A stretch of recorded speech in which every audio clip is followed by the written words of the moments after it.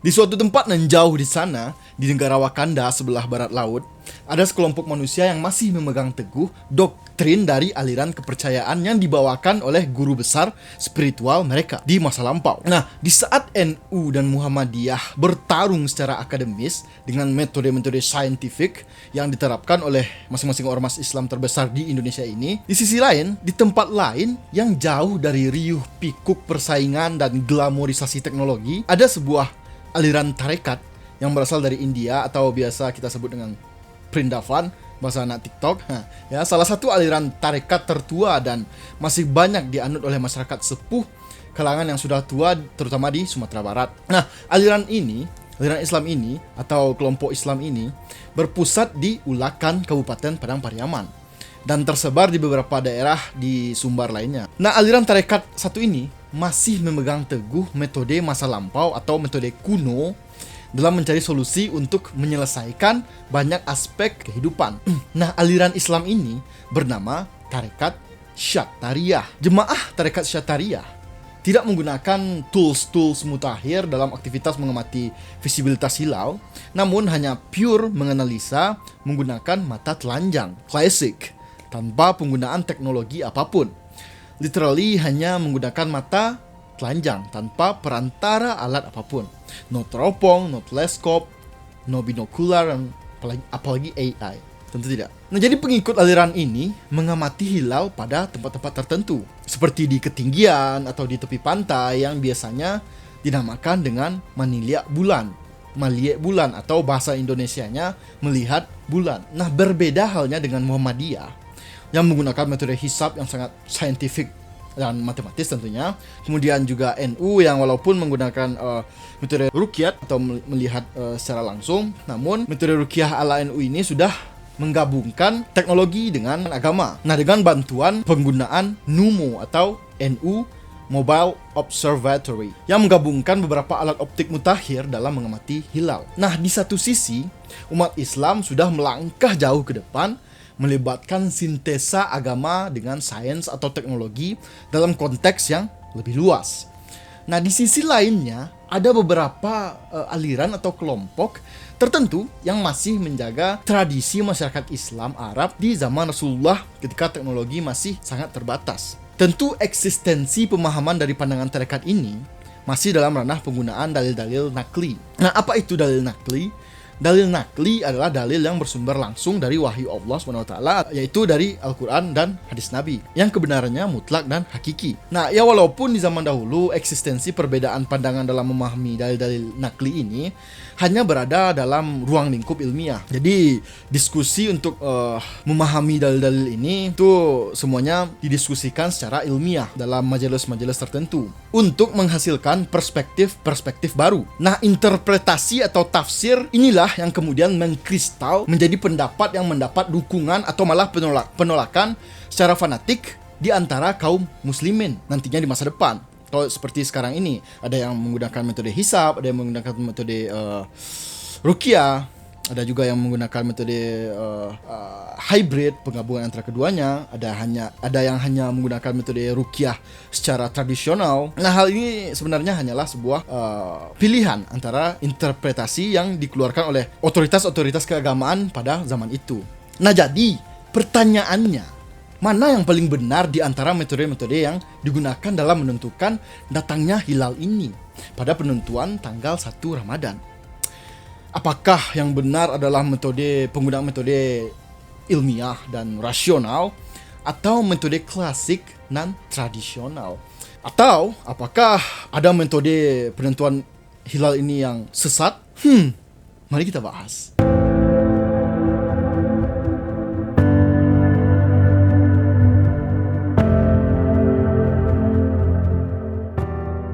Assalamualaikum, what's up Smarties, and I'm Lee, I'm no one from nowhere. Welcome to my channel. Okay. Nah, sebelum menjudge metode yang satu benar atau yang satu salah, yang satu hakiki, yang satunya lagi primitif atau kuno, nah kita harus tahu dulu baik metode ilmiah yang digunakan Muhammadiyah dan NU maupun metode-metode klasik yang digunakan oleh mungkin banyak aliran-aliran Islam di luar sana. Nah, itu semua mempunyai dasar dari dalil-dalil yang nakli. Jadi kita tidak bisa menjustifikasi yang ini sesat, yang ini salah, yang ini benar. Karena semuanya adalah interpretasi masing-masing pemimpin organisasi keagamaan dari dalil-dalil yang sudah tentu benar.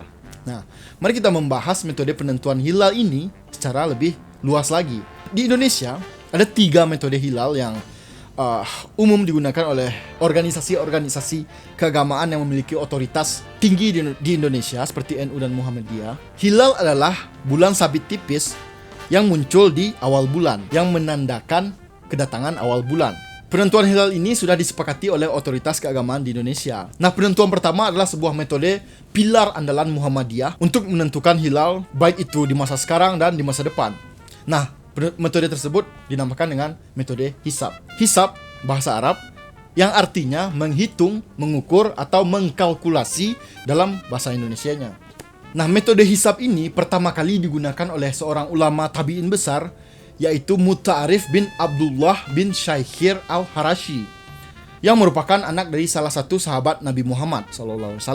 Beliau adalah seorang komandan militer yang sangat hebat dan dihormati pada zaman Rasulullah oleh para sahabat-sahabat Nabi. Nah, beliau mempunyai banyak sekali jasa dalam perkembangan Islam di dunia ini, termasuk salah satunya mempelopori metode hisab untuk menentukan hilal. Nah, kembali lagi ke Muhammadiyah yang menggunakan metode hisab atau perhitungan astronomis dalam menentukan hilal, walaupun hilalnya sendiri tidak terlihat dengan mata telanjang karena kondisi-kondisi dan faktor-faktor tertentu, misalnya cuaca buruk, langit berawan, dan sebagainya. Jadi, organisasi Muhammadiyah memiliki lembaga khusus untuk melakukan perhitungan matematis yang sangat kompleks dalam menentukan hilal ini.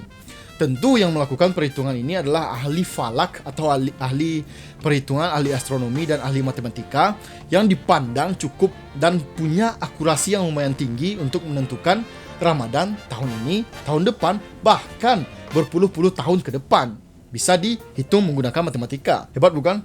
Hebatlah. Dengan kelebihan metode hisab ini yang bisa mengkalkulasikan masa depan, apalagi ditambah zaman sekarang ada AI atau Artificial Intelligence. Contohnya Stellarium AI, yaitu sebuah program AI yang dapat memproyeksikan galaksi dan planetarium dalam bentuk 3D, 3 dimensi. Seperti layaknya kita melihat secara langsung dengan mata telanjang atau dengan teleskop. Nah, berbagai jenis bintang dan planet beserta satelitnya dapat terlihat dengan bantuan aplikasi ini tanpa harus capek-capek untuk melihat ke langit secara langsung. Nah, bahkan kita bisa melihat seluruh siklus bulan dan matahari secara detail untuk membantu manusia dalam penentuan bulan baru bertahun-tahun ke depan dengan akurasi yang jauh lebih tinggi daripada menghitung secara manual atau menggunakan komputer secara konvensional.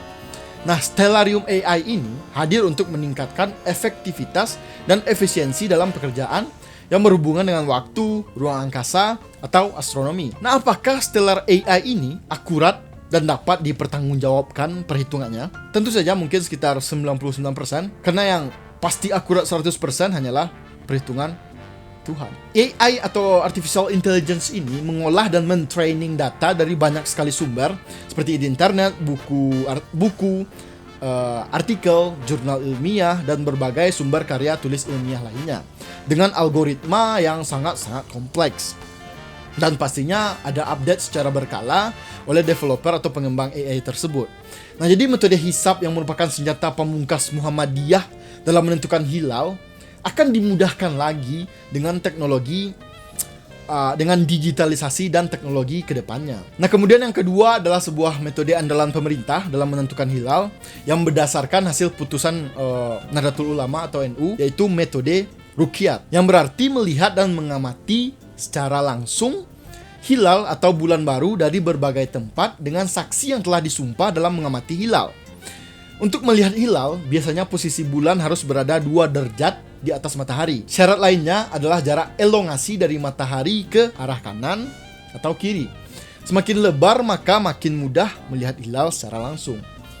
Jadi saksi-saksi yang ditunjuk ini pastinya bukan sembarangan orang. Sudah pasti para ahli astronom dan ahli ilmu falak. Nah, nanti mereka akan bersumpah jika memang mereka melihat hilal, kemudian melaporkannya pada otoritas keagamaan NU. Nah, jika dari berbagai tempat hilal sudah terlihat, ya berarti besoknya puasa. Esok adalah 1 Ramadan. Tentunya juga melewati verifikasi sebelum ditentukan. Ya lagian sekarang NU juga sudah sangat fleksibel dalam melakukan pengamatan hilalnya dengan menggunakan teknologi binokular seperti teleskop dan juga menggabungkannya dengan kamera DSLR. Jadi para pengamat tidak perlu takut bersumpah lagi kalau hilal sudah terlihat, karena akan terekam dalam sensor kamera jika memang hilal sudah nampak, ya. Tentu berbeda dengan beberapa aliran tarekat atau aliran Islam lainnya yang masih memegang teguh ajaran leluhur dan nenek moyangnya. Seperti yang saya bahas tadi, yaitu tarekat Syatariyah yang masih menggunakan mata telanjang dalam melihat hilal, sama seperti orang-orang zaman dahulu lakukan. Nah, sudah pasti untuk keakuratan metode hilal dengan mata telanjang sudah pasti tidak bisa menyamai akurasi ruqyah yang dilakukan oleh NU menggunakan teknologi. Nah, itulah kenapa terkadang mereka lebih lambat puasanya dan lebih lambat lebarannya daripada NU dan Muhammadiyah. Karena ya pasti sangat susah untuk menentukan hilal dengan hanya mengandalkan mata telanjang. Terkhususnya jika kondisi langit tidak memungkinkan untuk diamati. Ya, contoh mendung atau berawan. Ya, seperti itulah ya. Jadi apakah tarekat ini primitif? Apakah tarekat ini sesat? Nah ya, enggak sesat juga. Karena kita tahu teknologi ini berkembang terus dan suatu saat mungkin saja akan hancur setelah World War III. Mungkin seperti yang sudah diramalkan Einstein. Saat Perang Dunia Ketiga atau World War III, si Einstein ini nggak tahu seberapa canggih teknologi manusia yang akan digunakan dalam kancah peperangan tersebut. Apakah itu menggunakan nuklir berkekuatan tinggi, apakah itu menggunakan teknologi robotik, AI, laser, dan lain-lain. Tapi saat Perang Dunia Keempat atau World War IV, setelah Perang Dunia Ketiga tadi meletus, manusia akan menggunakan tongkat dan kayu dalam berperang di masa Perang Dunia Keempat. Kenapa? Ya karena dalam Perang Dunia Ketiga manusia sudah hancur dan peradaban sudah mundur lagi ke beratus-ratus tahun sebelumnya. Seperti mungkin kita akan kembali lagi ke zaman-zaman primitif seperti zaman dahulu, mungkin 500 tahun ke belakang atau 1000 tahun ke belakang, kita tidak tahu. Mungkin saat bom sudah diledakkan dan peradaban manusia sudah hancur, yang tersisa hanyalah ugu gaga. Kita akan kembali ke peradaban uga yang seperti seperti orang-orang dulu, orang-orang primitif, orang-orang zaman dahulu yang mungkin saja kita tidak tahu. Yang penting saat perang yang sudah menggunakan teknologi yang sangat tinggi tersebut meledak, ya mau tidak mau kita akan mundur lagi ke masa lalu.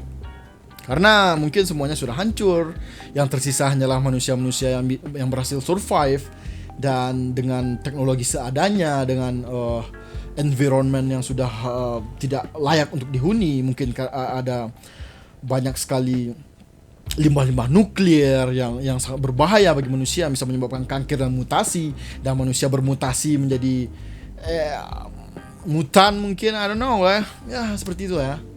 Jadi ya mungkin saja kita akan kembali lagi ke masa lalu.